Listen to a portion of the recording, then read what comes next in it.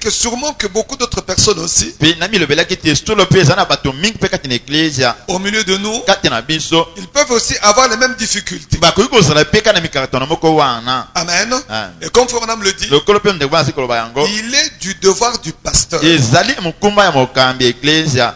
d'éclairer ces choses, de démontrer ces choses noir sur blanc, pour que personne ne soit trouvé dans la confusion. Amen. C'est ainsi que je me suis dit que ce soir, avant que nous puissions nous exhorter un tout petit peu, je pense qu'il est de mon devoir de placer un peu certaines choses qui peuvent vous permettre de comprendre ce que nous sommes en train de soutenir dans cette église, et qui peuvent aussi vous permettre de savoir quoi répondre à quiconque viendra vers vous avec quelque chose contraire à ce que nous croyons ici. Amen. La première chose que je voudrais vous dire, pour ce soir, j'aimerais vraiment lire seulement Frère Branham. Peut-être que je pourrais un peu commenter, mais je lis vraiment Frère Branham. La première chose que vous devez savoir, c'est que Frère Branham dit que la venue du Seigneur, c'est une venue secrète. Amen. Écoutez ce qu'il dit. Dans 1 sur 1 million. Ouais. Si toi aussi tu as la même confusion, si tu as un bic, un papier, autant mieux noter ça. Parce que c'est nécessaire. Dans la prédication 1 sur 1 million, paragraphe 57, Frère Branham dit, il y a environ 500 millions de soi-disant chrétiens dans le monde aujourd'hui. Et chaque jour voit la fin d'une génération. Et maintenant, qu'en serait-il si l'enlèvement avait lieu aujourd'hui et que 500 personnes à l'échelle mondiale étaient prises dans l'enlèvement? On ne le saurait jamais, ou on ne ferait même pas mention de leur départ dans le journal. Et la venue du Seigneur est une venue secrète. Il viendra et l'enlèvera discrètement. Ce sera une minorité tellement petite, tout comme ce qui était arrivé à l'époque où les disciples avaient demandé à Jésus pourquoi les scribes disent-ils qu'Élie doit venir premièrement. Il a dit, il est déjà venu et vous n'avez jamais su. On a dit que l'enlèvement, ça va être Amen.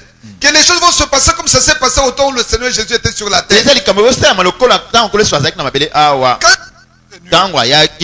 Les gens sont allés lui demander. Je crois que c'est dans Matthieu 17. Les disciples lui ont dit, parce qu'il leur a montré sa venue. Les disciples lui ont demandé, mais pourquoi est-ce que les scribes doivent dire qu'il faut qu'Élie vienne premièrement? Jésus leur a dit, Élie est venu et les gens n'ont pas vu ça. Ils sont descendus de la montagne. Il leur a parlé de sa seconde venue. Il leur a parlé aussi de sa première venue. Maintenant, concernant la première venue, les gens ont dit, mais pourquoi est-ce que les gens disent qu'Élie doit venir premièrement? Il a dit, Élie est venu et les gens n'ont pas vu. Amen. Il dit, vous vous êtes déjà demandé ce que les gens ont fait. Ils ont continué à croire qu'Élie allait venir. Alors que Jésus était là au milieu d'eux. Et les gens ne le savaient pas. Maintenant, écoutez ce que Fana me dit au paragraphe 60. Il en sera de même à la venue du Fils de l'homme. Ils agiront exactement de la même manière avec lui. Amen. L'Esprit de Dieu est ici. Amen. Donc la même chose va se répéter. Parce qu'avant que Jésus n'arrive, il avait déjà été prophétisé qu'une voix crie dans le désert, préparez le chemin du Seigneur. Ça c'était en ce qui concerne Jean-Baptiste, donc Élie le prophète. Et Jean-Baptiste est venu. Il a dit répentez-vous, répentez-vous, parce que le Messie arrive. Les gens ont vu Jean-Baptiste. Les gens ont entendu le message de Jean-Baptiste. Jésus le Messie est venu. Amen. Il n'y a que les disciples qui ont compris que Jésus était le Messie. Et même les non compris que Jean-Baptiste était Élie, et que celui qui devait précéder la venue du Messie. Amen.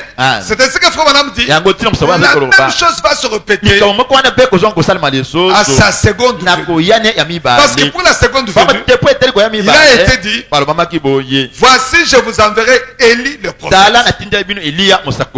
Il ramènera le cœur des enfants à leur père. Donc il va préparer le chemin avant que le Messie n'arrive. Et quand nous arrivons à ce temps de la fin, pendant que Frère Branham baptisait les gens en 1933, une lumière descend du ciel. Et une voix lui dit que Jean-Baptiste avait été envoyé pour préparer la venue de Jésus.